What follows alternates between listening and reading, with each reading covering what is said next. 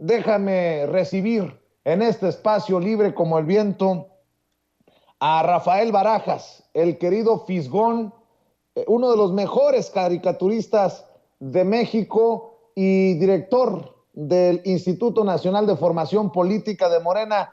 Ya llegó para hablar sin censura. Querido Rafa, muy buenos días, te mando un abrazo, ¿cómo estás? Pues muy contento de estar, pues muy contento de estar aquí contigo, Vicente. Es un honor y es un orgullo estar aquí contigo. A ver, Rafa, primero, pues hay personas que nos intentan meter a muchos de los medios independientes y alternativos con esta idea de que estamos haciendo un gran negocio desde el 2018 con López Obrador y que estamos monetizando y que ponen en duda nuestra labor, pues nos quieren meter en el mismo saco que estos periodistas de medios tradicionales. Y creo que esta es una gran oportunidad para decir no, no somos los mismos. Y por ejemplo, no todos somos Loret, porque con lo que se da a conocer que ingresaron los fiscales a la Corte del Distrito Este de Nueva York, destapa, creo yo, otra caja de Pandora, si es que me permiten esa expresión, o la caja de Pandora, señalando que hubo medios a los que sobornó Genaro García Luna.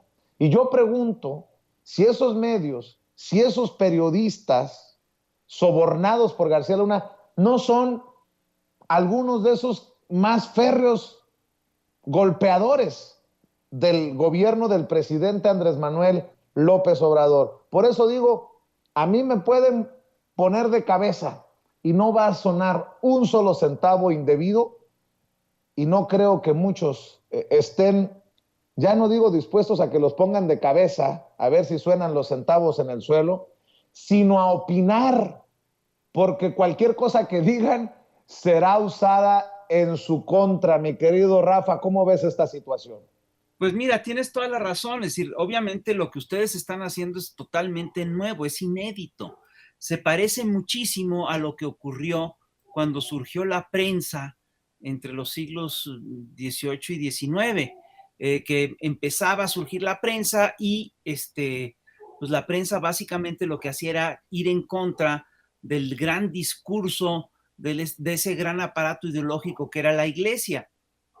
Entonces, obviamente, ustedes yo creo que están ocupando un espacio muy importante y y están hablando y le están dando voz a millones de personas. Entonces, a mí me parece importantísima la labor que están haciendo ustedes, los youtubers.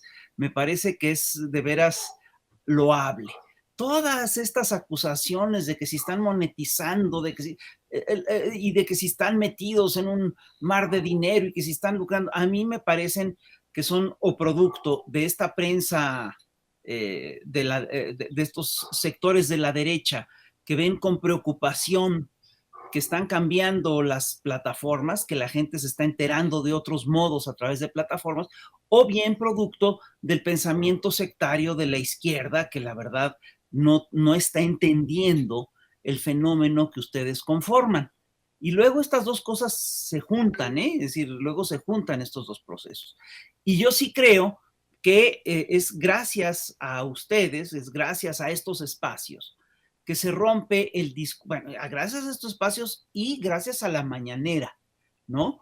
Y gracias a la opinión de miles y miles de gentes, de ciudadanos informados que tuitean y que trabajan en Facebook y todo eso, que se ha roto el discurso hegemónico de las grandes televisoras. Entonces, eso me parece importantísimo. Y como parte de esa ruptura, es decir, un producto de ese trabajo, es el hecho de que empezamos a tener información que antes no nos llegaba. Esto que estás comentando del juicio a García Luna, yo te aseguro que en el sexenio de Salinas o en se hubiera sido tratado de otra manera. Hasta hubieran hecho negociaciones a nivel internacional de corte diplomático para que el secretario de para que un secretario de Seguridad Pública no metiera en líos al gobierno, etcétera. Hubieran gastado fortunas, hubieran tenido, es decir, tenían un control absoluto sobre la prensa. Yo sí creo que el hecho de de que existan estos espacios ciudadanos lo cambia absolutamente todo. La aparición del periódico La Jornada en el espectro periodístico mexicano provocó cambios importantísimos. Había temas de los que no se hablaba hasta que los empezó a tocar primero el 1+1 y después La Jornada. Y hay que decir también que, bueno, con el Chamuco pasó algo parecido.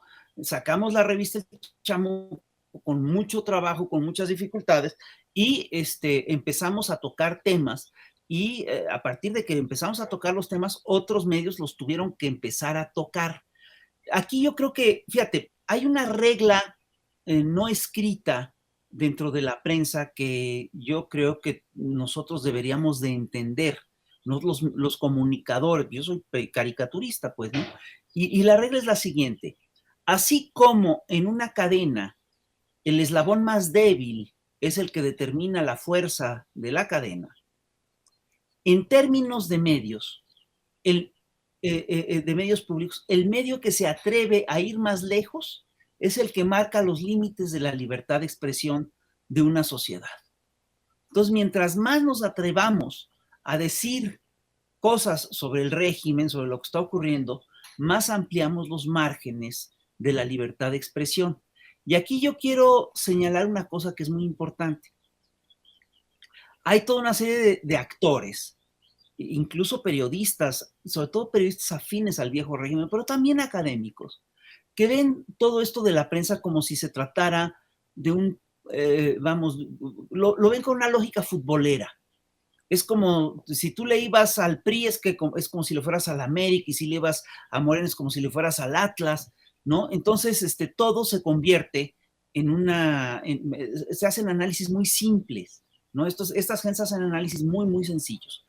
Hoy en día está muy de moda decir que toda la gente que apoya la Cuarta Transformación es oficialista y que es chayotera, etcétera.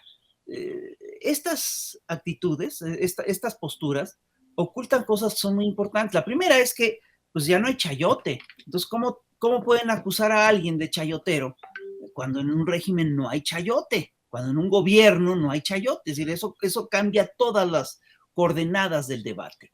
Y la otra cosa es que te dicen que eres oficialista o nos dicen que somos oficialistas, cuando en realidad lo que está ocurriendo es un fenómeno muy distinto. Estamos en una guerra o en una batalla por la narrativa, y esta batalla por la narrativa se da entre el régimen neoliberal y un proyecto de cambio al régimen neoliberal. Hay una diferencia muy importante entre lo que es un gobierno, entre lo que es el Estado y entre lo que es un régimen. El gobierno es básicamente una administración. El gobierno es básicamente, digamos, lo que un proyecto, un presidente, son los funcionarios y demás. El Estado es el conjunto de instituciones que conforman o que sostienen un Estado nacional, que sostienen una nación en general, ¿no? Y el régimen es básicamente la forma de gobierno por la que se rige un país. Aquí lo que hemos enfrentado, lo que hemos visto es que durante décadas predominó el régimen neoliberal, predominó en todo el planeta una forma específica de gobierno. Es una forma específica de gobierno que impulsó políticas económicas específicas, las privatizaciones, el congelamiento de los salarios, etcétera. Y además impulsó valores entre la población, el individualismo a ultranza, tal. Lo que estamos viviendo en América Latina desde finales del siglo XX, desde 1998, es el advenimiento de proyectos progresistas de otro cuño, de otro tipo, que lo que buscan es salvar a la nación y cambiar al régimen neoliberal. Entonces, ¿quién es el oficialista aquí? En esta lógica, yo te diría que los oficialistas son todos aquellos, bueno, que primero apoyaron al régimen neoliberal y que lo siguen apoyando, porque ese régimen sigue siendo hegemónico en prácticamente todo el planeta. Y en esta lógica estamos viendo cómo estos señores, y ojo, en este paquete juegan un papel importantísimo. Los comunicadores juegan un papel importantísimo. Las televisoras, las estaciones de radio. Si tú pasas por el espectro radiofónico nacional aquí en la Ciudad de México, te vas a dar cuenta que prácticamente todas las estaciones de radio están con el viejo régimen y en contra de la cuarta transformación. Entonces, ¿cuál es el régimen hegemónico en los medios? Pues sigue siendo el régimen neoliberal, sigue siendo el régimen viejo. Y esto se refleja en el tratamiento de las noticias.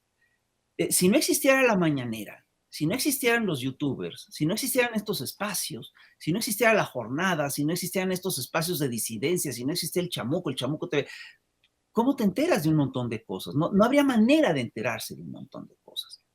Hay estaciones de radio en las cuales no hay disidencia, es decir, todos opinan igualititito, ¿no? Esto ocurre en Radio Fórmula, ves programa tras programa y todos opinan exactamente lo mismo. Y es curioso porque estos opinadores es decir, construyen o tienen una narrativa construida que está construida alrededor de los estanques de pensamiento o de los think tanks. Y en cada país los estanques de pensamiento se constituyeron de manera distinta. En Estados Unidos, en Inglaterra, por ejemplo, estos estanques de pensamiento, estos think tanks, están conformados sobre todo por académicos. Participan periodistas y todo eso, pero el núcleo duro son los académicos. En México es curioso porque también participa la academia, pero el núcleo duro de los estanques de pensamiento son pues, lo que han sido revistas culturales, como por ejemplo Nexos o la revista Letras Libres. Son grupos de pensadores que se organizan y que dictan la agenda. Hoy en día en la mañana, López Obrador exhibió en la conferencia mañanera, exhibió un artículo muy interesante de Héctor Aguilar Camín, en el que Héctor Aguilar Camín básicamente le tira línea a la oposición, básicamente refuerza esta estrategia que han seguido los legisladores de declarar una huelga legislativa, decir que no van a legislar para tal. Y Camín lo ve clarito y lo expone con toda claridad. Esta huelga básicamente sirve para dos cosas, según este artículo. La primera es para evitar cambios más profundos en la Constitución. Es decir, el cambio, por ejemplo, de la reforma electoral, que el grueso de la población piensa que se tiene que hacer, y el cambio de la Guardia, los cambios de la Guardia Nacional. Y dice también, y sirve para mostrar cohesión dentro de la oposición. ¿Qué quiere decir esto? Quiere decir, entre otras cosas, que la oposición está muy fracturada y que necesita desesperadamente estas muestras de cohesión para mostrar cierta unidad, para no acabarse de deshacer. Entonces, Rafa, sí. permíteme,